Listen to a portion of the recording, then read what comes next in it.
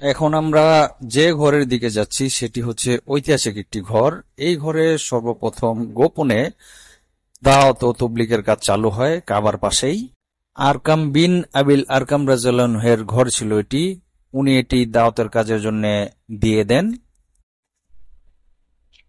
এটা আরকাম রাদিয়াল্লাহু আনহু যে গেট, যেটার মধ্যে প্রথম আল্লাহ রসুলের জমানায় তবলিগ যখন দাওয়াতের কাজ শুরু হবে, কুরআন নাজিল হয়, তখন এখানে যে ঘরটা ছিল, এইটার গেটটাই এটা ছিল সম্ভবত।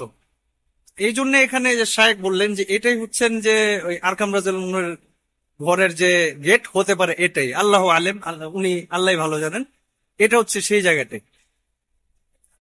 এই ঘরের মধ্যে তখন গোপনে দাওয়াত তবলিগের মেহনত শুরু হয়। নতুন মুসলমান সাহাবীরা এই ঘরে এসে জড়ো হতেন এবং কোরআনের আয়াত শুনতেন, তেলাওয়াত করতেন, আল্লাহ রসুলের কথা শুনতেন, জিকির হতো, এবাদত হতো, দোয়া হতো, সব হতো এই ঘরে। আরকাম রাদিয়াল্লাহু আনহুর নাম অনুসারেই এই দরজাটির নাম করা হয়েছে দার উল আরকাম। এই জায়গাটি কোথায় অবস্থিত আসুন আমরা সব দিক থেকেই দেখে নিই। এটি সাফা পাহাড়ের কাছে অবস্থিত। সাফা পাহাড়ের পাশ দিয়ে আসুন আমরা দেখে নিই।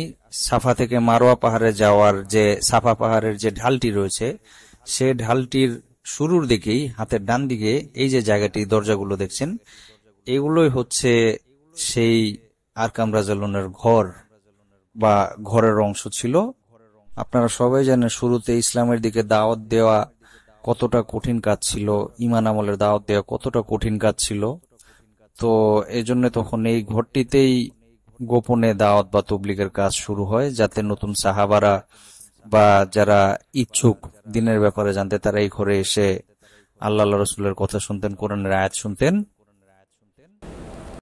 আল্লাহ রসুলের নবুয়তের প্রথম দিকে যেসব সাহাবা আজমাইন ইসলাম গ্রহণ করেন, তাদের মধ্যে অনেকেই এই ঘরে এসে ইসলাম গ্রহণ করেন। যেমন হামজা রাদিয়াল্লাহু আনহু, হযরত ওমর রাদিয়াল্লাহু আনহু, আম্মার বিন ইয়াসির রাদিয়াল্লাহু আনহু সহ অনেকেই এই ঘরে এসে ইসলাম গ্রহণ করেন।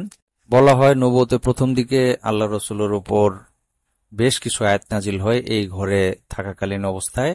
এই ঘরের এই পাশে সাফা এবং ওই পাশে কাবা শরীফ। আপনারা হয়তো খেয়াল করেছেন যে এটি হচ্ছে 16 নম্বর গেট। 16 নম্বর গেটটি হচ্ছে এই আরকাম রাদিয়াল্লাহু আনহুর গেট। মারোয়া পাহাড় দিয়ে যখন আপনারা বের হবেন, তখন তার ডান দিকে যদি চলে আসেন, তাহলে আপনারা এই ঐতিহাসিক ঘর এবং দরজাটি দেখতে পাবেন।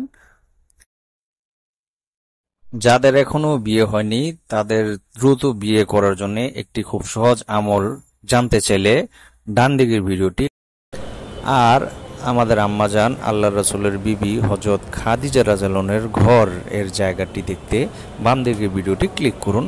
বাংলা ডাবিং বাই তালহা। আসসালামু আলাইকুম।